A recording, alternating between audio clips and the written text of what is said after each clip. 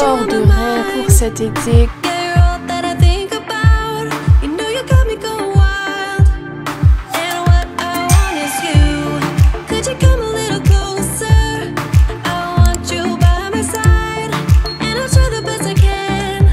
Hello tout le monde, j'espère que vous allez bien. Ça y est, la motivation du corps de rêve pour cet été commence à arriver chez beaucoup d'entre vous. Et je me suis dit que ça serait bien de parler de ce sujet-là dans un vlog. Donc un vlog, une journée dans mon assiette comme d'habitude parce que c'est le format que vous préférez. Donc en général, ce que les gens recherchent, peut-être vous qui regardez cette vidéo, pour l'été, c'est un corps moins gras. C'est perdre du gras, faire une sèche, être plus dessiné, plus affiné, etc. Et également avec le changement de température, l'augmentation des températures, l'arrivée du beau temps, etc. et le rallongement des jours, c'est vrai que c'est un temps qui met un peu dans cette condition-là. On n'a plus envie de manger de raclette, on a envie de s'alléger un peu, et c'est un sentiment que je comprends tout à fait. Et surtout, on pense à l'été, on pense aux vacances d'été qui arrivent, on pense à la plage, à la piscine, au moment où on va se mettre en bikini ou en maillot de bain. Et quand on pense à bikini, maillot de bain, on imagine tout de suite des personnes avec des super corps. Et si on ne correspond pas forcément à ces critères, enfin en tout cas si on n'a pas l'impression de correspondre à ces critères, eh bien c'est là que nous vient l'idée de perdre du poids pour l'été. Donc on va parler de ça aujourd'hui dans ce vlog, mais avant ça je commence à avoir faim, donc je vais aller faire mon petit déj. Pour le petit déjeuner, j'ai décidé de me faire des pancakes. Pour cela, je fais fondre 25 g de beurre dans une casserole. Dans un saladier, je verse 125 g de farine et 40 g de sucre. Ensuite, j'ajoute un œuf, du lait et le beurre fondu. Je mélange et je rajoute du lait lorsque je n'arrive plus à mélanger la pâte. Pour finir, j'ajoute un demi-sachet de levure chimique. Je fais cuire mes pancakes à feu moyen dans une poêle. Il faut les retourner quand pas mal de bulles se forment à la surface. Pour le topping, j'utilise la pâte à tartiner protéinée au chocolat blanc de chez MyProtein avec 2 petits œufs Milka.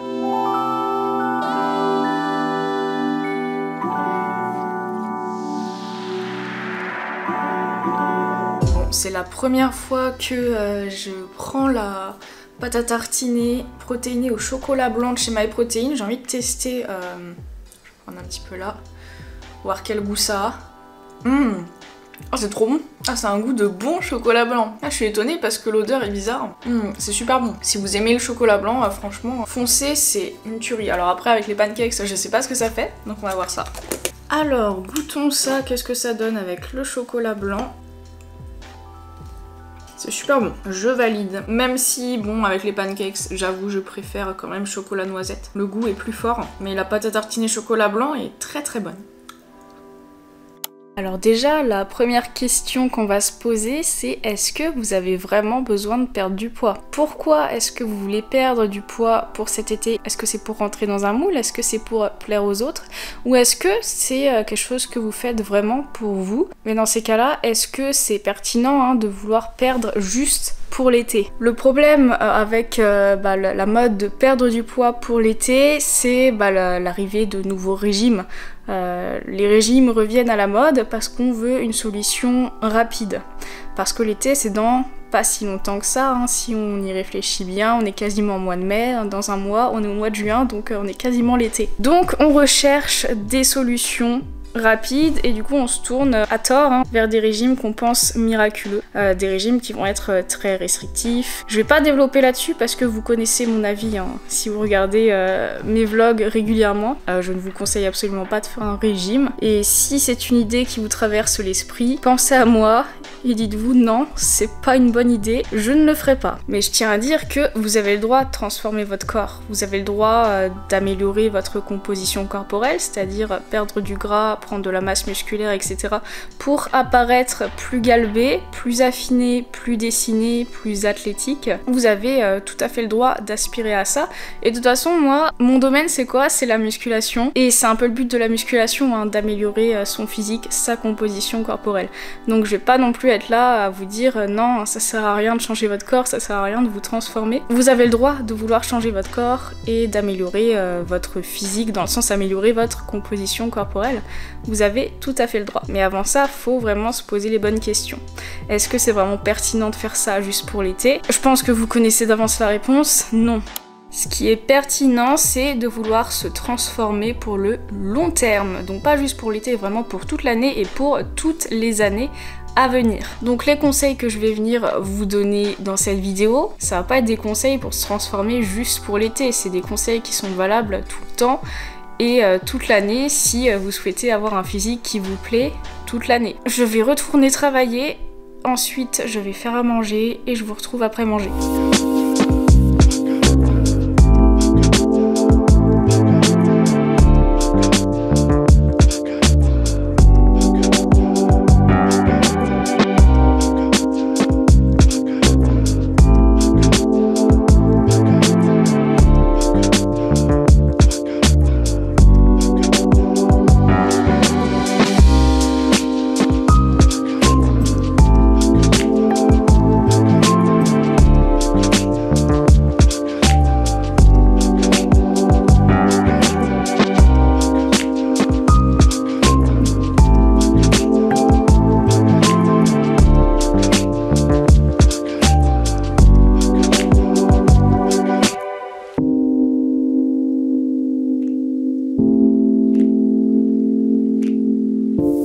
Donc améliorer son physique, dans le sens améliorer sa composition corporelle, donc prendre de la masse musculaire et perdre de la masse grasse, quel est l'intérêt?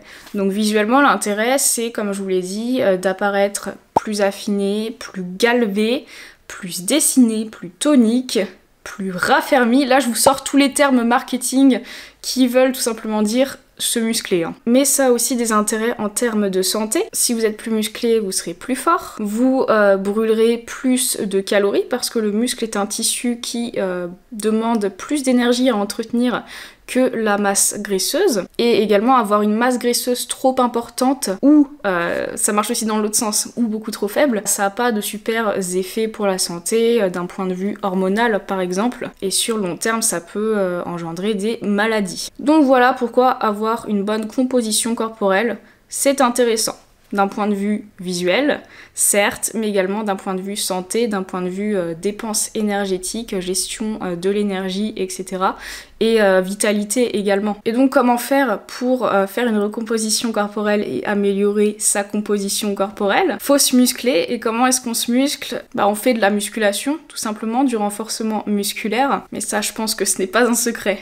Et se muscler, c'est vraiment quelque chose qui prend du temps. Alors déjà, faut avoir un programme adapté. Il suffit pas juste d'acheter du matériel de musculation ou de s'inscrire en salle de sport pour que ça marche. Il faut avoir une stratégie derrière et un programme qui fonctionne bien, choisir les bons exercices, savoir exécuter les exercices et savoir se challenger à chaque séance. Faut pas rester dans sa zone de confort à chaque fois, faut vraiment chercher à s'améliorer. Que ce soit en termes d'exécution, mais aussi en termes de charge et de résistance qu'on a pendant ces trainings. Et à côté, bien sûr, il faut avoir une nutrition cohérente, c'est-à-dire qu'il faut manger assez, apporter assez d'énergie au corps pour qu'il puisse construire justement la masse musculaire, mais également pour vous fournir suffisamment d'énergie pour tout donner pendant vos entraînements. Si vous n'apportez pas assez d'énergie à votre corps, vos entraînements seront de moins bonne qualité, donc moins de résultats. Et également, votre récupération sera de moins bonne qualité, donc moins de résultats, parce que c'est lors de la phase de récupération que votre corps construit les nouveaux tissus musculaires. Dans ce vlog, je vais pas vous montrer mon entraînement, parce que la semaine où je filme ce vlog, j'ai décidé de me reposer, parce que ces derniers mois, vraiment, je donne tout lors de mes entraînements, donc forcément, j'ai de super résultats, mais il y a un moment donné, ça devient fatigant, ça, plus le fait que je travaille énormément à côté pour vous fournir une vidéo par jour, bah, fait qu'il y a un moment donné, faut que je me repose, je sens que je suis fatiguée, donc je me repose. Mais voilà, globalement, je vous conseille de vous mettre à la musculation. Combien de fois par semaine? Pour moi, l'idéal, ça serait 3-4 fois par semaine. 4, pour moi, ça serait vraiment l'idéal, mais si vous ne faites jamais de sport et que c'est compliqué pour vous de vous organiser et du jour au lendemain de vous mettre à vous entraîner 4 fois par semaine, vous pouvez passer à 2-3 séances pour commencer et ensuite continuer plus tard quand vous avez l'organisation qu'il faut à 4 séances. Si vous êtes déjà quelqu'un qui a l'habitude de faire du sport, moi je vous conseille de vous organiser pour faire 4 séances de musculation par semaine. Une séance de musculation, ça dure pas 2 heures. Enfin, une séance de musculation efficace, en tout cas.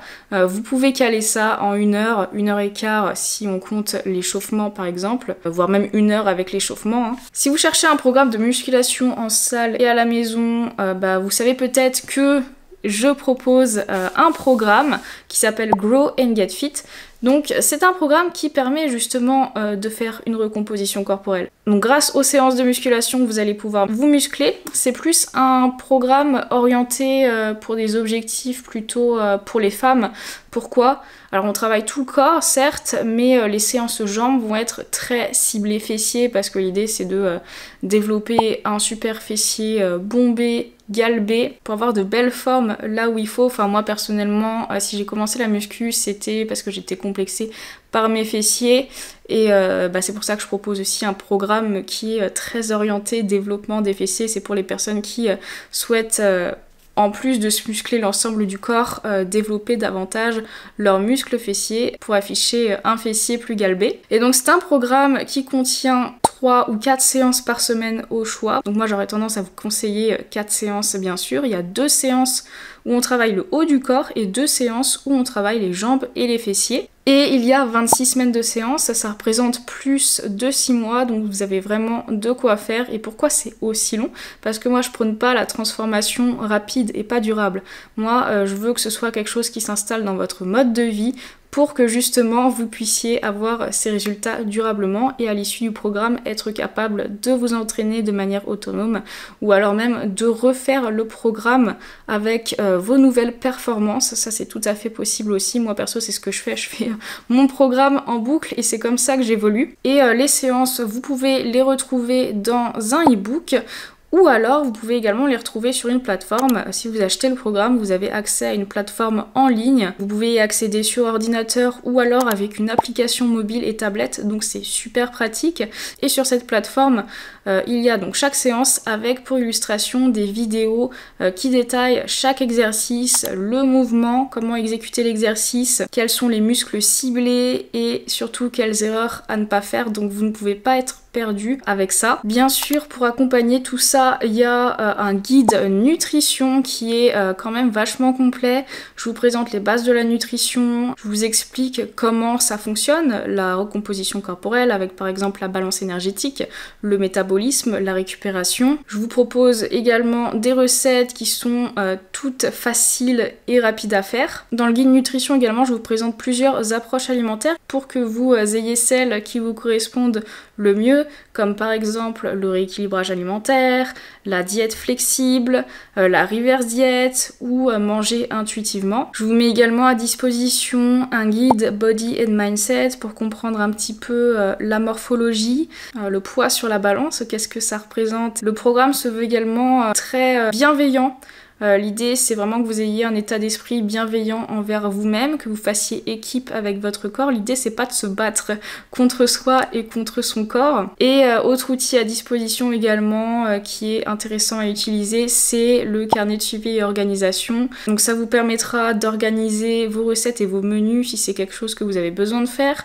Également ça vous permettra de suivre vos séances, vos progrès. Ça permettra notamment de traquer vos charges lors de vos exercices et ça c'est super motivant justement pour se surpasser, essayer de faire mieux aux séances d'après et donc c'est comme ça finalement qu'on a des résultats. Le programme a été mis à jour le 1er avril et à cette occasion du coup je propose une grosse promo qui permet d'avoir le programme à moins 40%, sauf que cette promo elle se termine dans quelques jours, c'est bientôt la fin, elle se termine le 30 avril et donc après le 30 avril le prix va augmenter. Aujourd'hui si on est avant le 30 avril vous pouvez bénéficier du programme à 96 87 € au lieu de 147 €. C'est pas un abonnement, c'est-à-dire que vous payez qu'une seule fois et ensuite vous avez accès au programme à vie. Donc si le programme vous fait envie, je vous conseille de le prendre avant le 30 avril pour pouvoir l'avoir à 87 € parce que de toute façon vous pourrez le commencer quand vous voudrez. Si vous pouvez pas avant le mois prochain, c'est pas grave, vous le prenez maintenant et vous pourrez ensuite le commencer quand vous voulez vu que vous y avez accès à vie. Donc voilà, c'était la petite promo de mon programme qui je pense colle bien au sujet de la vidéo. Et sur ce, je vais aller prendre mon goûter parce que je commence à avoir un petit peu faim. Bon, le goûter ça part sur une pomme et mon œuf en chocolat que j'ai ouvert hier, dans la vidéo hier. D'ailleurs je vais commencer par ça. Donc, pour rappel en fait c'est un œuf comme ça avec dedans plein de petits chocolats. Je vais essayer de vous remontrer si vous ne l'avez pas vu dans le vlog d'hier. Voilà, il y a pas mal de petits chocolats dedans. C'est bon le chocolat. Est-ce que vous devez vous priver de chocolat avant cet été? Bah non. Pas du tout. Mais également, je voudrais vous parler de la sèche, vu que c'est quelque chose de très à la mode avant l'été. Et c'est vrai que les pratiquants et pratiquantes de musculation, beaucoup, c'est ce qu'ils font tous les ans. Moi, je vous déconseille de le faire. Je l'ai fait l'année dernière, je crois. J'avais fait même toute une série de vlogs. Mais aujourd'hui, avec le recul, je me dis que ça servait à rien ce que j'ai fait. Certes, j'ai perdu du gras, j'ai perdu quelques kilos, etc. lorsque j'ai fait cette sèche. Moi, d'ailleurs, si vous voulez savoir comment faire une sèche, etc., vous pouvez aller voir cette série de vidéos là qui date un petit peu. Mais je vous conseille pas de faire une sèche avant l'été. Tous les ans ça se répète le cycle. Je fais une sèche avant l'été, ensuite je repars en prise de masse entre guillemets ou en maintien. C'est un cercle sans fin. J'aurais tendance à vous dire que ça ne sert à rien et que c'est contre-productif si vous voulez un physique plus galbé et plus dessiné et plus athlétique. Parce qu'en étant en déficit calorique trop souvent, vous empêchez vos progrès en fait. Vos progrès en termes de prise de masse musculaire. Et c'est vraiment cette prise de masse musculaire, enfin le fait d'avoir plus de muscles qui va vous donner ce physique plus dessiné, plus galbé et plus athlétique. Donc si vous laissez pas la possibilité à votre corps de disposer de l'énergie nécessaire déjà pour carburer à l'entraînement, construire le muscle, si vous faites trop souvent des cycles comme ça, sèche, ensuite plus sèche, ensuite sèche, ensuite plus sèche, vous vous en sortirez jamais. Surtout que les moments de sèche sont des moments forcément où on va prendre le contrôle de son alimentation et on va se restreindre. On est obligé de toute façon, si on veut être en déficit calorique, de se restreindre quelque part. Mais vous savez, je vous le dis toujours, la restriction provoque de la frustration et ensuite ça peut être difficile à gérer et ça peut détériorer aussi la relation qu'on a avec la nourriture. Donc ça c'était le sujet de la vidéo d'hier que je vous conseille d'aller voir. Si votre relation est compliquée avec la nourriture, ne cherchez surtout pas à transformer votre corps pour l'été, enfin en tout cas pas si ça implique une restriction alimentaire, parce que si vous souhaitez améliorer votre relation avec la nourriture, vous devez arrêter la restriction même avant l'été et vraiment vous détacher de cette injonction comme quoi on doit maigrir et être plus sec pour l'été. Parce que c'est pas une règle obligatoire, c'est juste une injonction. C'est comme s'épiler chez les femmes, j'ai envie de dire, on n'est pas obligé de le faire. Avoir des poils, c'est naturel, et pourtant, aujourd'hui, les injonctions font qu'une femme poilue, c'est considéré comme de la négligence alors que c'est quelque chose de tout à fait naturel. La sèche pour l'été, enfin en tout cas la perte de poids pour l'été ou le bikini body, c'est une injonction au même titre que s'épiler, que l'industrie des régimes etc. Nous mettent dans la tête. Là on va voir énormément de pubs à la télé ou sur internet ou placement de produits chez les influenceurs ou quoi, de pilules magiques pour maigrir. Ne tombez pas dans ce piège. Et donc forcément ça conditionne notre cerveau en nous faisant croire que faut qu'on maigrisse même si de base on n'avait même pas cette idée. Donc j'espère que vous ne tomberez pas dans le piège. Si jusqu'ici vous êtes vraiment sûr et certain que vous devez perdre du poids, non pas forcément pour l'été mais pour le long terme, vous avez tout à fait le droit. Et dans ces cas-là, quelle est la meilleure solution pour perdre du poids ? Pour perdre du poids, il faut entrer en déficit calorique. Ça, encore une fois, je pense que c'est pas un secret. C'est-à-dire dépenser plus d'énergie que l'on en consomme. Donc, il y a plusieurs stratégies à mettre en place pour ça. J'ai fait une vidéo justement sur la perte de poids sans compter les calories et les macros si c'est quelque chose que vous ne souhaitez pas faire. Donc, je vous mets le lien ici. Et également, je vais pas détailler davantage sur comment on perd du gras en traquant ses macros Donc encore une fois, il s'agit du déficit calorique, donc de toute façon le déficit calorique c'est valable qu'on compte ou pas, les calories sont toujours là. Si c'est quelque chose qui vous intéresse de traquer vos macros, si vous voulez déterminer vos macros, je vous conseille de voir cette vidéo là. Et donc dans cette vidéo, je vous montre en fait comment déterminer vos apports caloriques de maintien ainsi que à la répartition des macronutriments d'après les recommandations de l'ANSES. Et si vous souhaitez du coup perdre du poids, il faut créer un déficit calorique, donc mangez moins que vos calories de maintien. Et plus vous enlèverez de calories, plus ça sera compliqué, plus ce sera rapide certes, mais souvent c'est pas la meilleure solution. Pourquoi? Parce que c'est plus difficile à tenir, ça peut créer plus de frustration, et bon, les conséquences de la frustration, je pense que vous les connaissez si vous regardez souvent mes vlogs. Et également pour le maintien de la masse musculaire, c'est pas non plus la meilleure stratégie de faire un déficit calorique plutôt agressif. Donc je vous conseille plutôt de faire un déficit calorique modéré, par exemple un déficit de 300-500 kcal. Et faut pas non plus viser un corps d'instagrammeuse photoshopée pour l'été.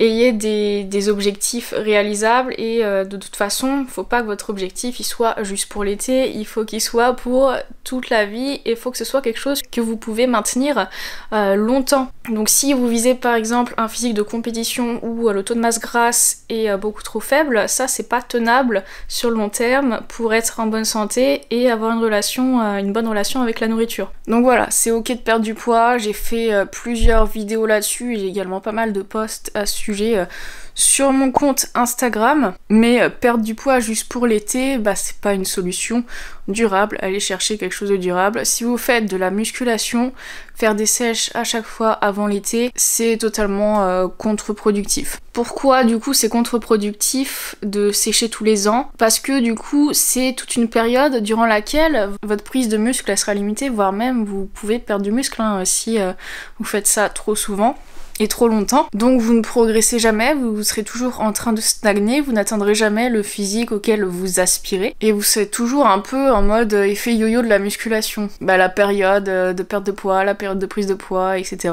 Parce que faire ça, encore une fois, ça permet pas d'avoir un physique constant toute l'année. Et également, sachez que vous pouvez perdre du gras sans faire de sèche justement grâce à la musculation. Pour ça, il faut prendre de la masse musculaire. Comme je vous l'ai dit tout à l'heure quand je vous ai présenté mon programme, la prise de masse musculaire permet d'augmenter son métabolisme de base.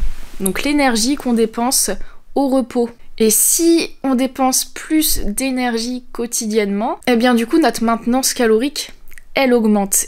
Et c'est beaucoup plus simple ensuite d'entamer un déficit calorique déjà. Mais si on ne cherche pas volontairement le déficit calorique, c'est plus facile de perdre du gras, sans le vouloir entre guillemets, non, mais de manière beaucoup plus facile. Par exemple, vous vous lancez dans un programme, vous vous entraînez à fond, au bout de 6 mois, vous avez pris pas mal de masse musculaire, mais vous n'avez pas forcément pris de poids, ou alors vous avez peut-être pris 1 ou 2 kilos, mais visuellement, vous vous êtes affiné, vous avez perdu pas mal de centimètres, notamment autour de taille, c'est souvent ce qui arrive, sauf si on s'acharne sur les abdos, mais ça c'est une autre histoire. Donc je vous mets une photo d'illustration me concernant. Là, qu'est-ce qui se passe? Votre poids c'est plutôt maintenu, voire vous avez pris, comme j'ai dit, mais vous êtes beaucoup plus affiné, beaucoup plus dessiné. Et je peux vous dire que sur la photo où vous êtes plus affiné et dessiné et que vous pesez le même poids, voire même plus lourd, là je peux vous dire que vous avez un métabolisme on fire. J'aime bien cette expression-là. Votre maintenance calorique, elle est bien plus élevée. Pourquoi? Alors déjà grâce à votre masse musculaire qui vous permet de brûler plus de calories quotidiennement, mais également grâce à votre routine. Les entraînements de musculation, ça vous permet d'augmenter votre dépense énergétique, ce que vous dépensez en fait avec l'activité physique, et donc votre maintenance calorique, elle est bien plus importante. Faut savoir que la musculation, enfin une séance de musculation, c'est pas le sport qui brûle le plus de calories.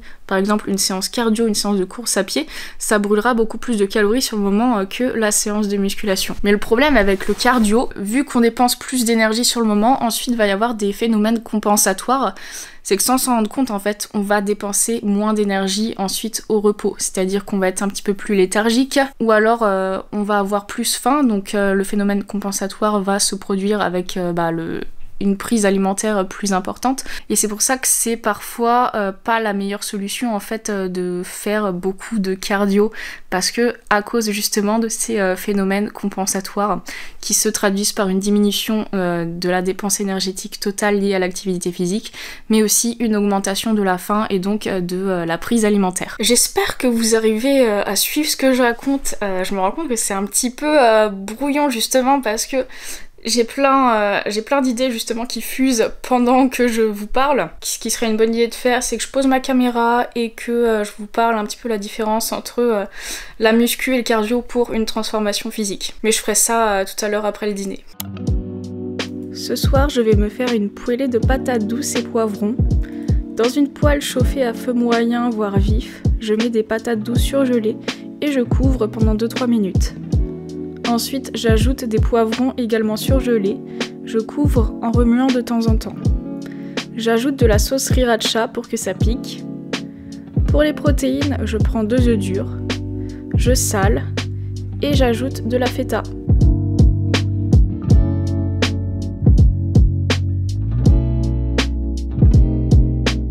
Bon, alors goûtons ça parce que comme la plupart du temps, il s'agit d'une improvisation.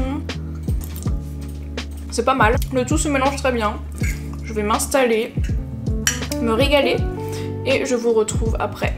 Le cardio, comme je vous l'ai dit, c'est une activité qui permet de brûler beaucoup de calories sur le moment. La musculation, lors des exercices, on brûle certes des calories, mais moins que lorsqu'on fait du cardio, parce que c'est vrai qu'on a pas mal de temps d'inactivité lors de la musculation, parce qu'entre les séries, on doit se reposer. Par contre, en musculation, après la séance, les 24-48 heures après la séance, la récupération va demander un petit peu plus d'énergie après une séance de musculation. Enfin, en tout cas, après une séance de musculation efficace et sérieuse, pas une séance de musculation où on se les coulait douce bien entendu, mais vraiment une séance de musculation où qu'on a faite sérieusement avec de la difficulté, assez de charge, etc. La récupération va demander de l'énergie. Pourquoi? Parce qu'il va falloir aller réparer les fibres musculaires qu'on a cassées durant l'entraînement, ça demande de l'énergie. Le corps également, s'il a assez d'énergie, il va les renforcer, ces fibres musculaires, et c'est comme ça qu'on prend du muscle. C'est pour ça que faire des sèches tout le temps, c'est pas une bonne idée, parce qu'en déficit calorique, votre corps il va essayer de récupérer comme il peut, mais il aura pas assez d'énergie pour faire plus que ce qu'il pourrait, c'est-à-dire renforcer les fibres musculaires, créer du tissu musculaire et donc prendre du muscle. Il va s'arrêter au strict minimum qui va être la récupération.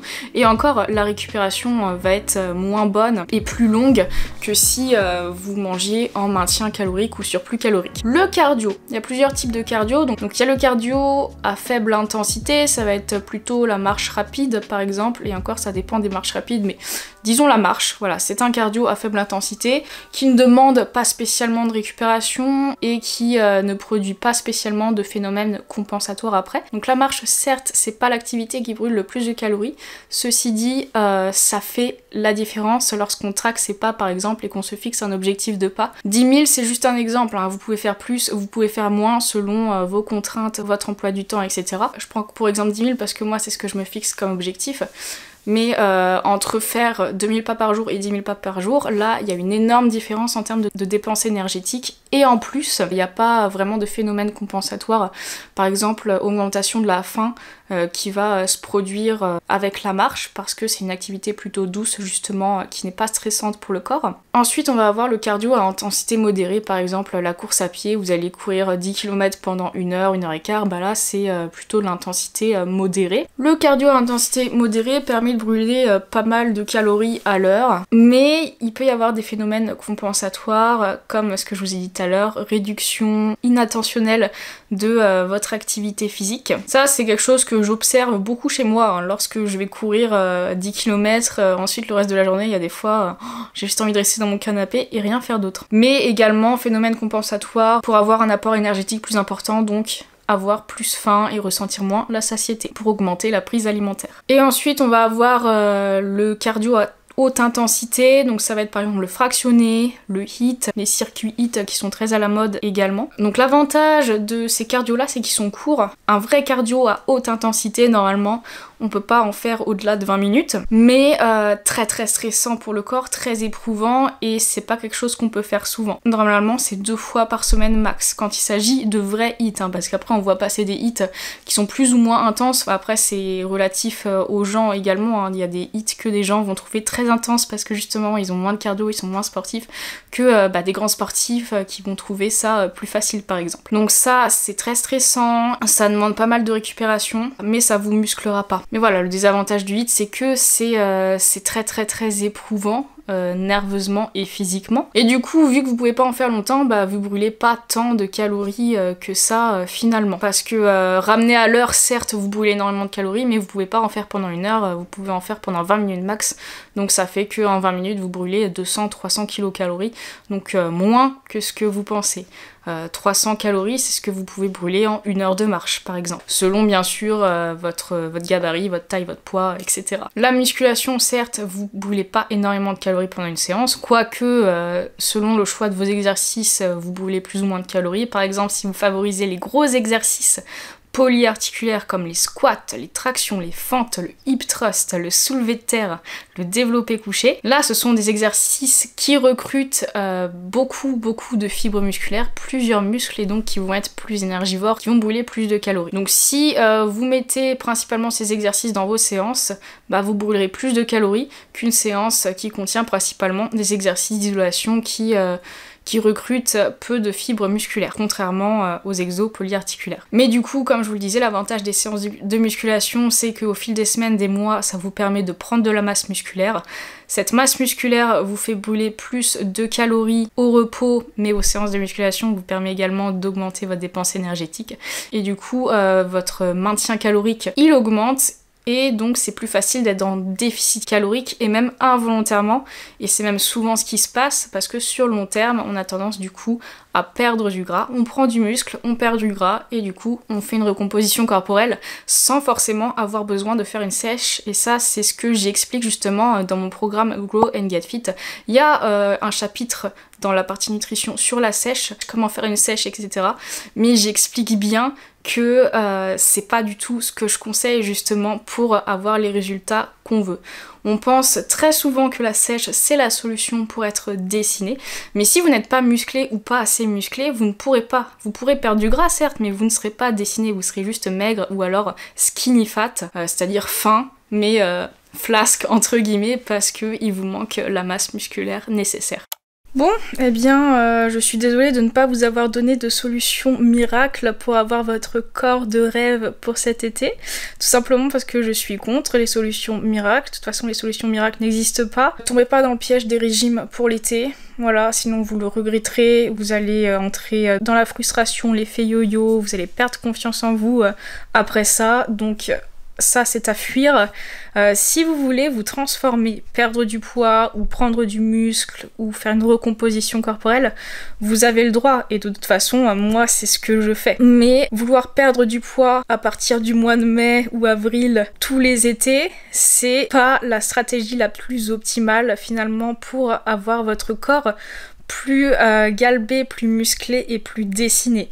Voilà, donc ça je vous ai expliqué pourquoi dans cette vidéo. J'espère que vous avez compris, parce que c'était un petit peu brouillon, je suis désolée, parce que j'ai pas spécialement écrit cette vidéo à l'avance. C'est vrai que je commence à être submergée par le travail là avec toutes mes vidéos.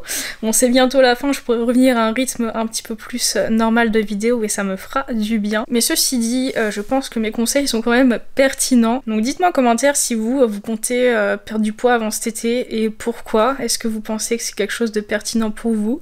N'oubliez pas de liker la vidéo et de vous abonner, ça me ferait trop plaisir et ça permet de soutenir ma chaîne. Et sur ce, je vous fais de gros bisous et on se retrouve demain pour une nouvelle vidéo.